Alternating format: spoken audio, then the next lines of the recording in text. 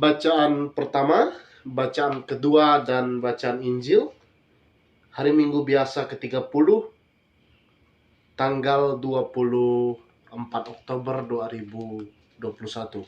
Dalam nama Bapa dan Putra dan Roh Kudus. Amin.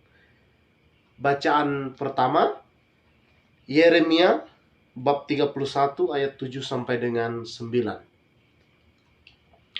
Sebab beginilah firman Tuhan. Bersorak-sorailah bagi Yakub dengan sukacita, bersukarialah dengan tentang pemimpin bangsa-bangsa. Kabarkanlah, pujilah dan katakanlah, Tuhan telah menyelamatkan umatnya, yakni sisa-sisa Israel. Sesungguhnya aku akan membawa mereka dari tanah utara dan akan mengumpulkan mereka dari ujung bumi. Di antara mereka ada orang buta dan lumpuh, ada perempuan yang mengandung bersama-sama dengan perhimpunan yang melahirkan. Dalam kumpulan besar mereka akan kembali kemari. Dengan menangis mereka akan datang. Dengan hiburan aku akan membawa mereka. Aku akan memimpin mereka ke sungai-sungai di jalan yang rata, di mana mereka tidak akan tersandung, sebab aku telah menjadi bapa Israel. Efraim adalah anak sulungku. Demikianlah sabda Tuhan. Syukur kepada Allah.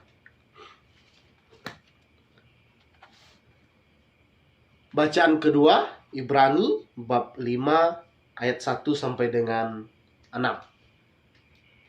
Sebab setiap imam besar yang dipilih dari antara manusia ditetapkan bagi manusia dalam hubungan mereka dengan Allah, supaya ia mempersembahkan persembahan dan korban karena dosa.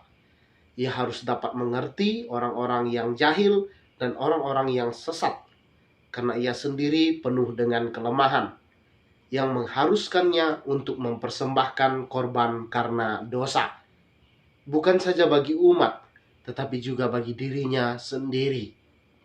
Dan tidak seorang pun yang mengambil kehormatan itu bagi dirinya sendiri, tetapi dipanggil untuk itu Allah, seperti yang telah terjadi dengan Harun. Demikian pula Kristus tidak memuliakan dirinya sendiri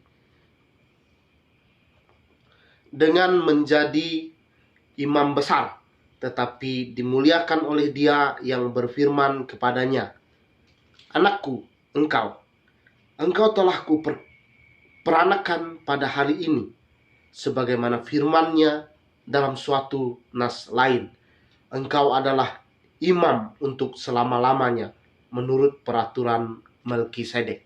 Demikianlah sabda Tuhan. Syukur kepada Allah.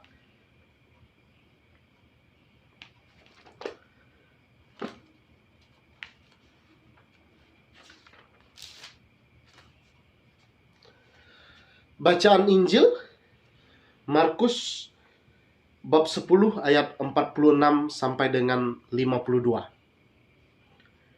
Yesus menyembuhkan Bartimeus. Lalu tibalah Yesus dan murid-muridnya di Yeriko.